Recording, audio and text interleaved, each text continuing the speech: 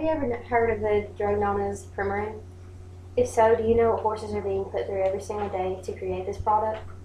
Specifically, I would like to inform people on the background facts of the commonly used drug known as Premarin, explain how it is used, detail how pregnant mares suffer, and lastly, explain what can be done to keep these horses from being used.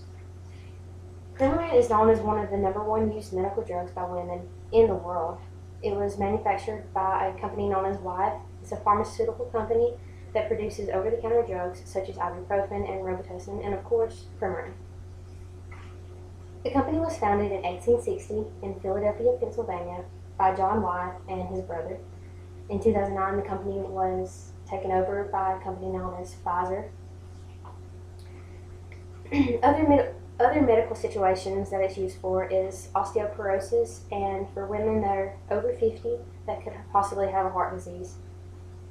Now that we have went over the background of Premarin and what it is used for, let's focus on the way pregnant mares suffer in the production of this product every single day. Many do not know about Premarin and what horses are being put through to create it. The product is also known as PMU, or pregnant mare's urine.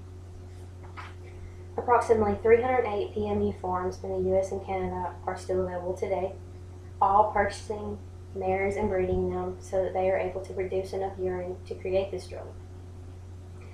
The companies put the animals in a large amount of acres of land, and they are held pregnant for about 175 to 195 days until they actually put them into the collection period, where they place them into stables.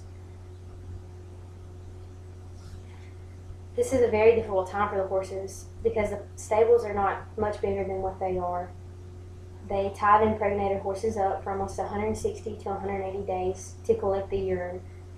Life after that is pretty much the same. It repeatedly happens. They place them out in the field again. They wait 175 more days until they are pregnant. And if the horses do not become pregnant, then they send them off to slaughterhouses, and sometimes they get sent off at auctions, but 99% of the time they end up being in a slaughterhouse. Now that we understand the devastating process for the creation of Premarin, it is important to point out other substitutes that can be used instead of Premarin. Some people are not going to change their medicine just because of the horse's sake, but it is important to know that there are some substitutes.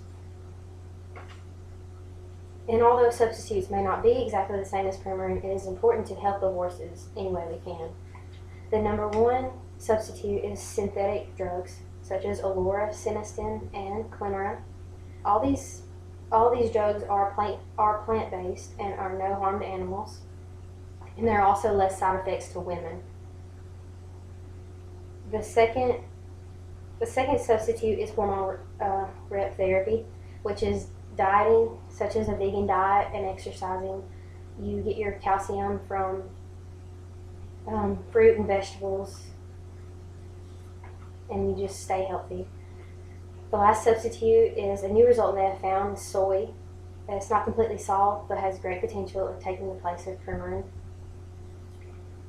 They are still researching this product, but feel like it should produce more in the next few years. We have examined the background usage of Premarin, the horrible suffrage that mares go through, and we've also discovered what can be done to stop it.